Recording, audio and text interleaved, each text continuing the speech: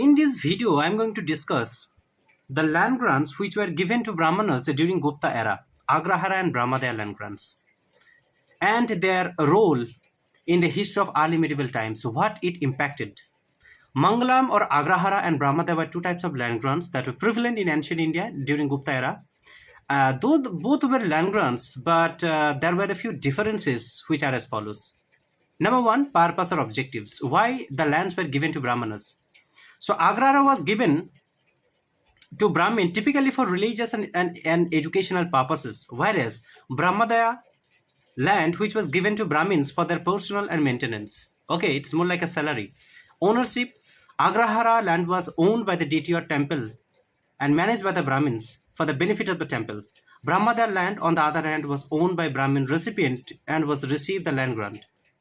Okay, so agrahara land was maintained by the Brahmin, while brhamadeya land was maintained by the people who received this land on behalf of the Brahmins.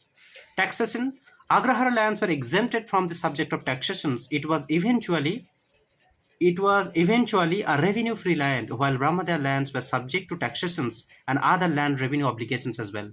Agrahara, the land which was assigned for the religious purposes, was completely tax-free, while the brhamadeya, the lands which were given to Brahmins for their personal use, were exclusively under the revenue obligations and the subject of taxations. Size, agrahara lands were usually smaller in size as compared to brhamadeya lands. So brhamadeya lands were bigger as compared to agrahara lands.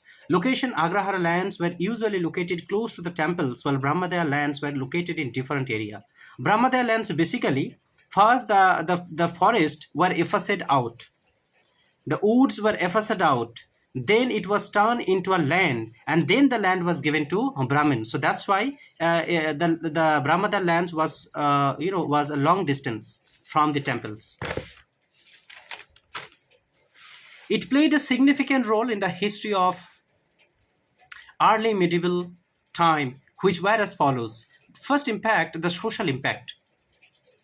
Brahmanical supremacy.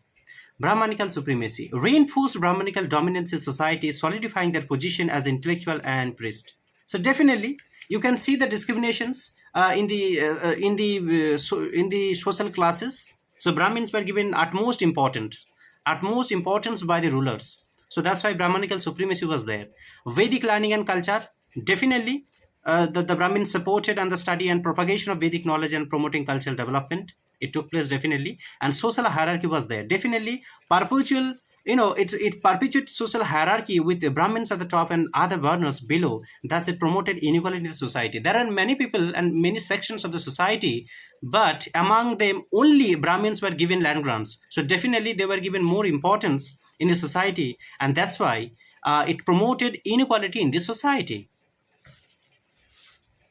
Economic impact, tax-free lands. So as agrahara land, which was a tax-free land, so it reduced a state revenue. Self-sufficiency, encouraged self-sufficiency in agriculture, leading to economic growth and stability. Many entrepreneurship emerged due to innovations and risk-taking in trade and commerce. Self-sufficiency evolved at the time. Many entrepreneurship emerged at the time. Trade and commerce, facilitated trade and commerce by providing resources for merchants and artisans. Raw materials like cotton, textiles, and food grains were given to merchants and artisans for trading by brhamadeya land grants. So let's explain this topic. From the brhamadeya land, many raw materials like cotton, textiles, food grains were given to merchants and artisans for trading. And that's how trade and commerce flourished. Political impact, royal patronage demonstrated and reinforced the king's authority. Brahmins played an important role